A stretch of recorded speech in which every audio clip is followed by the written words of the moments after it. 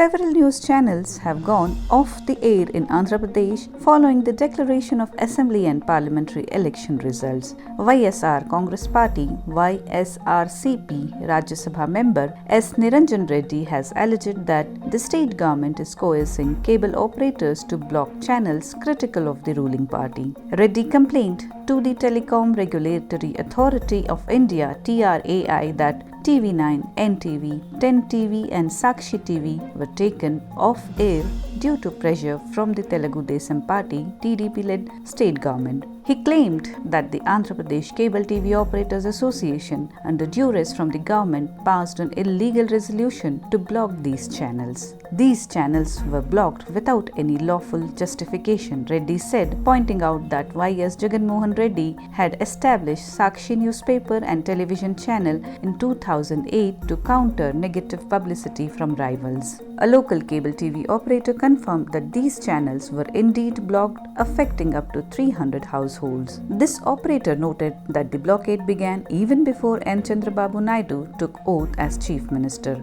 In response, TDP spokesperson Jyotsna Tirunagiri denied the allegations, emphasizing that TDP respects freedom of speech and the press. She stated, "The TDP always believes in the freedom of speech and we give a lot of respect to the press and media, and we always believe in journalism as a very strong pillar for the society and the state." Tirunagiri also noted that the first action by the newly elected Andhra Pradesh Speaker C. Ayyanna Patruda was to revoke the suspension of the channels like ETV, ABN, Andhra Jyoti and TV5, which were barred from entering the house during the YSRCP regime. The situation has prompted questions from viewers in both Andhra Pradesh and Telangana, where the blocked channels are popular. Some customers have already started asking why these channels are not available. This incident mirrors previous actions during the YSRCP government between 2019 and 2024, when channels perceived as pro-TDP were allegedly blocked or required additional charges, whereas pro-YSRCP channels were freely accessible.